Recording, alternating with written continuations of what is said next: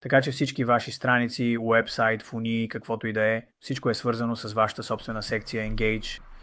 В тази секция имате CRM, място където можете да проследявате и работите с всички контакти и членства, които имате на вашите страници.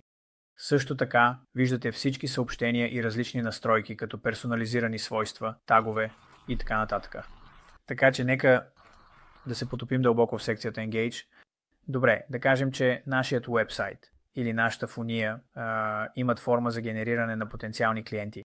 Например, в този случай това е форма за контакт, която съдържа име, имейл, телефон и съобщение. Така че, идеята очевидно е, че когато някой попълни формата, първо можете да получите имейл известие за това, знаете ли, че тази форма е попълнена, така че можете просто да напишете имейла си тук и ще получите известие. Ако искате да напишете няколко имейла, просто използвайте запетая между тях, така че, когато някой попълни тази форма, тази информация също ще отиде във вашето собствено CRM и също така, и ако имате интеграция с автоматичен отговорник за имейл маркетинг, това също ще отиде там. Но нека да видим как става това в секцията Engage.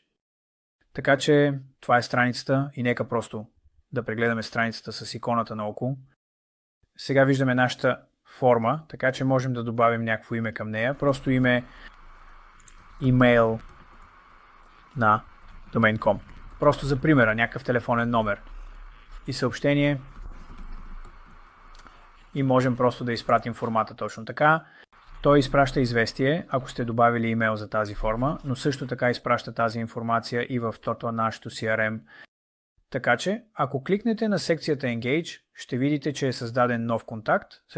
Така че, ако кликнете на този контакт, ще видите пълен профил за него.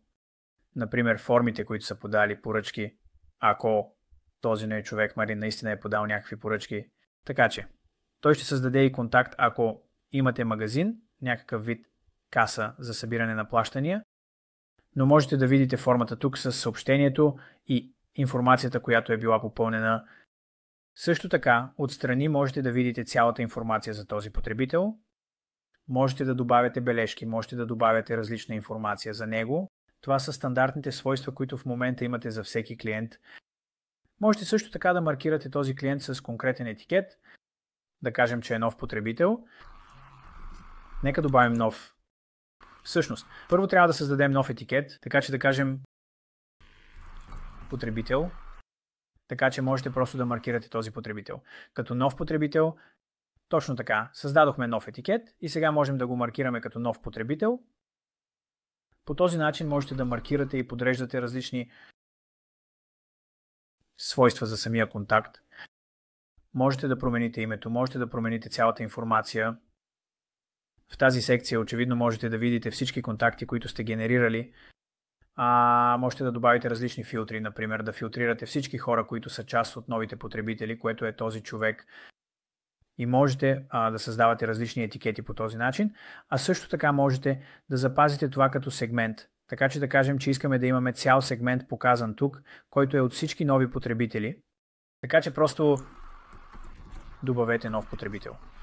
Като име или каквото и да е, което искате да наречете този сегмент и просто го изпратете. Сега създадохме този нов сегмент и е лесен и бърз начин да филтрирате по това, така че не е нужно да филтрирате всеки път, можете да маркирате. Събирате и отбелязвате всички тези различни потребители по начина, по който искате, да ги изтривате, да ги експортирате, да добавяте нов контакт ръчно или дори да коригирате колоните и каква информация виждате за потребителите като статус на потенциалния клиент, например уебсайт, ако имат. Така че това са неща, които можете да видите за различните потребители. Можете също така да влезете в настройките за членство. Тук контролирате всички членства, но ще имаме отделно видео за това как да управлявате членствата, за вашите уебсайтове с защитено съдържание и различни подобни неща.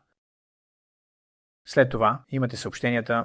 В секцията за съобщения можете да видите всички съобщения, които се попълват и изпращат от посетителите на вашия уебсайт или фуния или страница, каквото и да е.